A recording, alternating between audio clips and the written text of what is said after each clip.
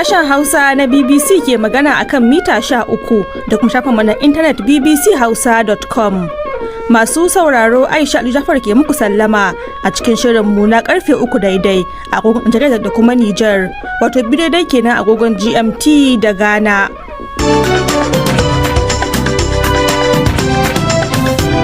To a cikin shirin za ku ji cewa hukumomin kwallon kafa na kasashen turai na ci gaba da janye goyon bayan su ga sake tsayawa takarar shugaban FIFA Gianni Infantino. Iran ta musanta bayanin shugaba Trump na cewa Amurka da Iran na teburin tattaunawa daga yau. A Najeriya wasu shugabannin addini da manyan 'yan siyasa sun goyi bayan sukar da tsohon bishop ɗin Abuja ya yi wa shugaban ƙasar na rashin jurewa adawa da jefa 'yan ƙasar cikin matsanancin hali. To me ya fada da ba shi ne 'yan Najeriya suke kuka ba, shiga kasuwa, shiga titi, kukan nan ta kai ba ma Kirista kaɗai ba, har musulmai da kowa a Najeriya yana kuka akwai rashin tsaro, yana kuka akwai yunwa, yana kuka abubuwa ba su tafiya. Har ila yau a Najeriya kasar ta shiga wani kawancen tsaro da Saudiya da wasu kasashe 12 domin kare hanyoyin kasuwanci da sufurin mai a tekun Bahar Maliya. To sai duk da yabawa da masana ke yi sun kuma ja hankalin kasar. In dai aka ce Najeriya za a zo a ce za a nema taimako mu je mu yaƙi, to wannan abin gaskiya Najeriya bai kamata su shiga abin da bai dame ta ba. Na biyu kuma in dai mun yi saboda kan cinikayyar manmu ne, to gaskiya yana da kyau kuma zai taimake mu.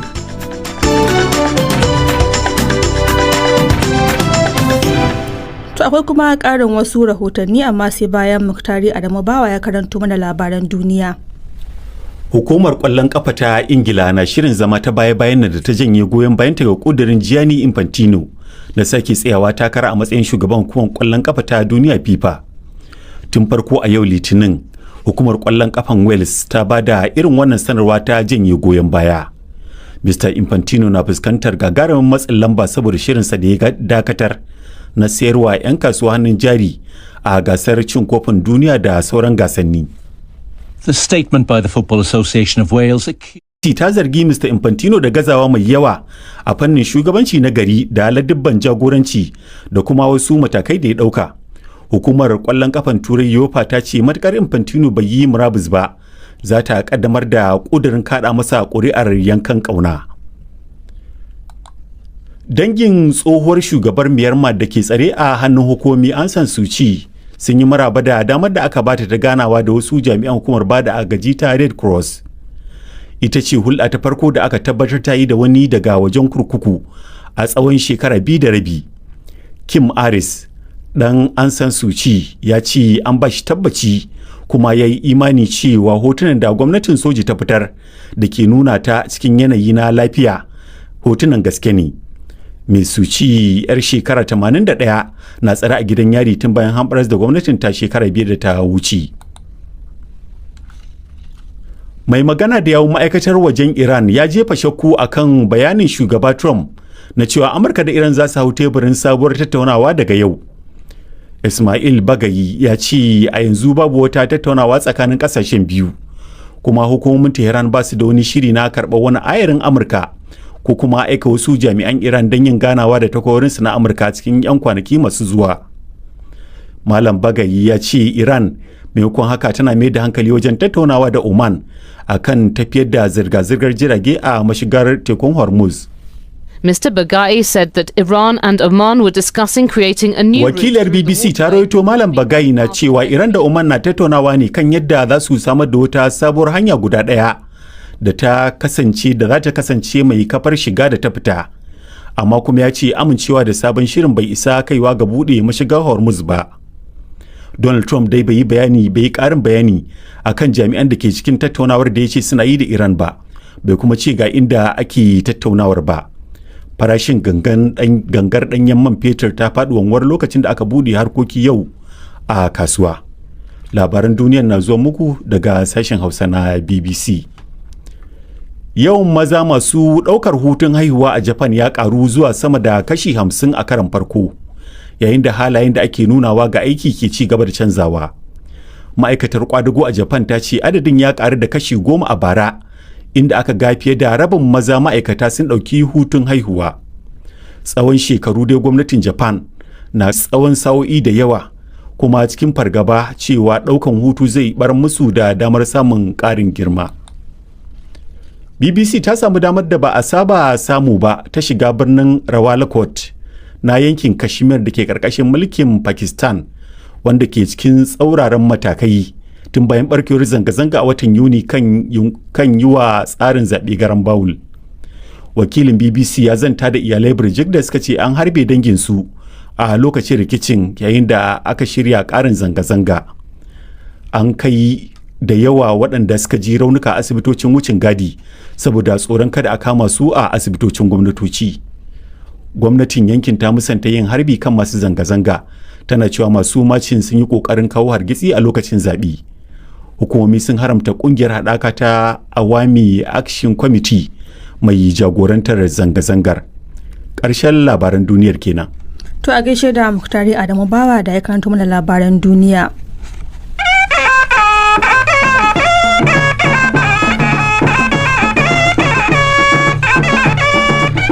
To yanzu kuma sai rahotanni, kamar yadda kuka ji a farkon shirin. Ministan harkokin wajen Iran ya ce babu wata tattaunawa da ake yi da Amurka a halin yanzu, da dai Tehran din na kan tattaunawa da Oman kan yadda za a tafiyar da zirga-zirga a mashigar Hormuz. Tun da farko shugaba Trump ya ce tattaunawa kan yadda za a kawo ƙarshen yakin a yau Litinin bayan ya sanar da dakatar da shirinsa na kai sabbin hare-hare. Ga rahoton Badriya Tijani Kalarawi. Mai magana da yawun ma'aikatar harkokin wajen Iran Ismail Baghi ya yi watsi da batun Amurka na tattaunawa kai tsaye da gwamnati a Tehran, ya ce kuma babu wani shiri na tura wakilai kan hakan. Maimakon haka dai ya ce Iran din na tattaunawa mai inganci da Oman akan mashigar Hormuz da tekun da ke tsakanin kasashen biyu. Mr. Baghi ya ce Iran da Oman na kokarin samar da wata sabuwar mashigar ta ruwa da za ta kasance ta shiga da fitar jiragen, amma tattaunawa kan sabon shirin ba zai wadatar ba da zai kai har da budewa. Ya kuma jaddada aniyar Tehran na ci gaba da hana jiragen dakon mai wucewa matukar jiragen yakin Amurka suka ci gaba da kasancewa a wurin.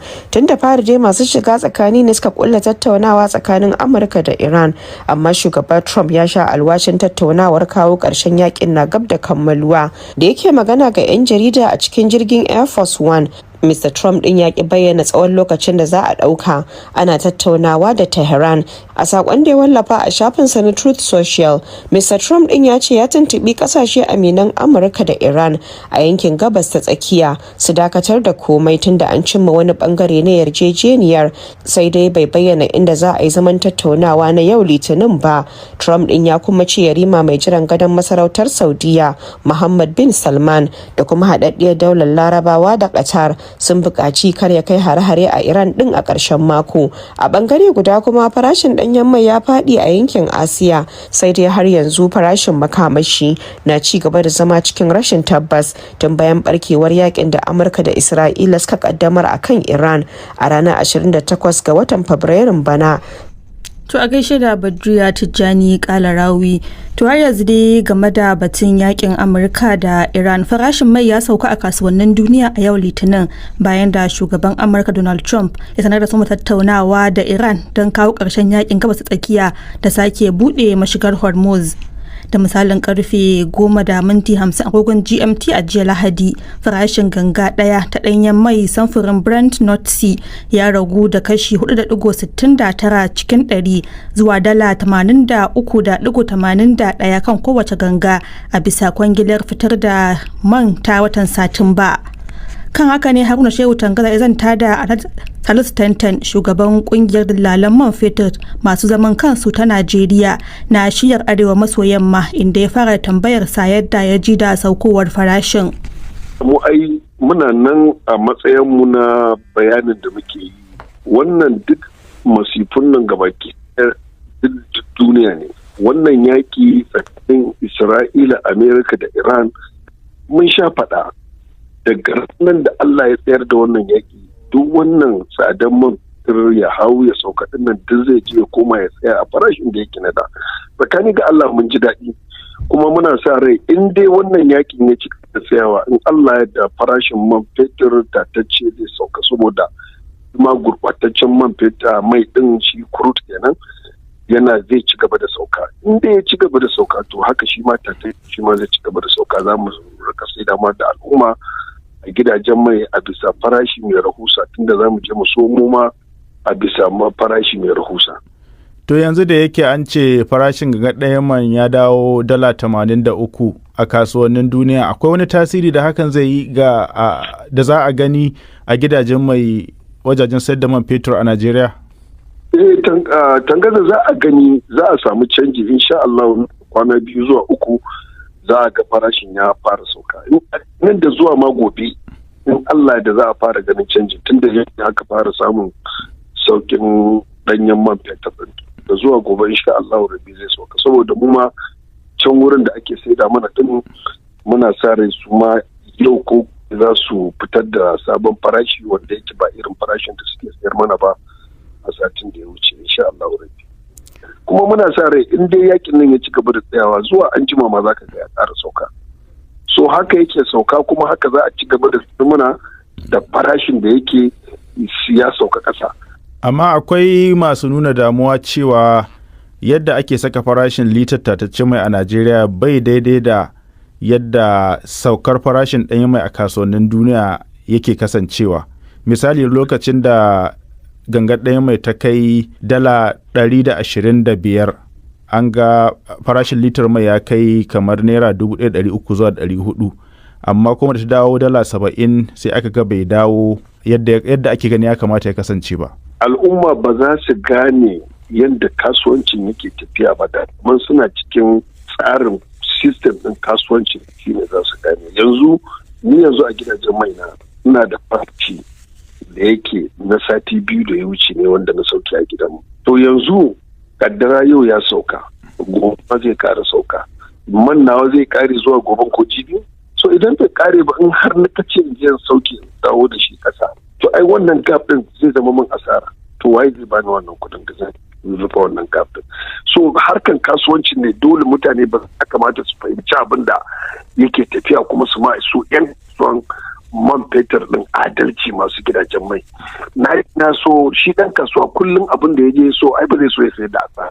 So abin da ya kamata a lura da shi kenan. Mun je mun so kayan tataccen man fetur din nan, mun zo mun sauke a gidajen manmu, muna saida ma da al'umma. Namu bai kare ba, so dole sai a samu dan kwanaki kaɗan, kwana 3, 4, 5 zuwa sati 1 namu din ya tafi, sannan kuma mun je kasuwa mun so wannan mai saukin sai mu zo mu saida ma da al'umma mai sauki. In ba haka ba ai kasuwan zai yi wata gaza. Alhaji Salisu Tantan kenan, shugaban kungiyar dalalan man fetur masu zaman kansu ta Najeriya shiyar arewa maso yamma. To har yanzu dai kan batun da ya shafi man fetur din, yanzu haka Najeriya ta kulla wata haɗaka da masarautar Saudi Arabia da wasu ƙasashe 12 wajen kulla wani ƙaƙƙarfan ƙawancen tsaro na teku da nufin kare hanyoyin kasuwanci da sufurin man fetur a tekun Bahar Maliya da sauran hanyoyin ruwa da ke makwabtaka da ita. Wannan mataki ya fito da matsayin Najeriya a matsayin wadda take kan gaba a fagen tsaron gabar tekun duniya domin kare jiragen kasuwanci daga hare-hare da suka faru a 'yan kwanakin nan. To sai dai masana sun gargaɗi Najeriya da ta ba a sannu. Wakilin mu na Lagos Umar Shehu Leman ya aika mana da wannan rahoto. Rahotanni sun tabbatar da cewa tarihin wani yarjejeniya ya samo asali ne daga matakin da ƙasar Saudiya ta ɗauka na haɗa ƙasashe kusan 50 domin kafa runduna ta tsaro a ruwa, ganin cewa kusan kashi 20 na kasuwancin duniya yana gudana ne ta mashigar tekun Babul Mandab. A cewar masana kamar Najeriya, wadda ke dogaro da fitar da ɗanyen mai, shiga wannan ƙawance za ta taimaka wajen daƙile matsalolin fashin teku da shigo da makamai ta haramtattun hanyoyi har zuwa gabar tekun Gini. Masani kan harkokin gabar teku Dr. Alhassan Ahmad Labaran ya bayyana cewa wannan abun wani abu ne kamar haɗaka na wasu wadda suke da mai a duniya, wanda suke ƙarƙashin OPEC. Kaga duk mutanen da suke cikin wannan OPEC din dole ne, saboda ka san in ka duba ka gani ƙasashen nan da suka zo suka yi haɗaka, dole ne ya zama ya kama su zo su haɗa kai su ga inda za a magance wannan damuwa. To amma abin da ke faruwa shine, shin wa'annan kasashen da yawunsu suke yi? Ala kulli hali wannan Strait of Hormuz ya kawo damuwa a duniya, abubuwa sun tashi hawan kaya da shauransu. Kasan duk abin da ya taba harkan mai ya dole ne ya zama cewa ya taba harkoki duka na duniya. To yanzu wace fa'ida ce Najeriya za ta samu daga wannan yarjejeniya? A Afirka in ka duba ka gani Najeriya tana cikin wadda take jagoran maganan wajen mai a Afirka. To amma ita Najeriya ta shiga wannan haɗaka saboda ta ga inda za ta protecting interest ɗinta ne na yadda za ta yi cinikayyarta. Kaga Najeriya in ka duba ka gani a wala kila China tana cikin wanda take sayan mai a Najeriya misali. Tunda crude oil din nan ya danganta da wa yake zuwa sai kayan ka. Bincike ya nuna wannan haɗaka tsakanin Najeriya da Saudi Arabia da sauran ƙasashe tana da babban tasiri wanda suke cewa ba wai kawai za ta kare hanyoyin da man fetur ke bi zuwa kasuwannin duniya ba ne, har ma za ta samar da musayar bayanan sirri a fannin tsaro na ruwa. Wannan a cewar su na nufin duk wata barazana ta fashin teku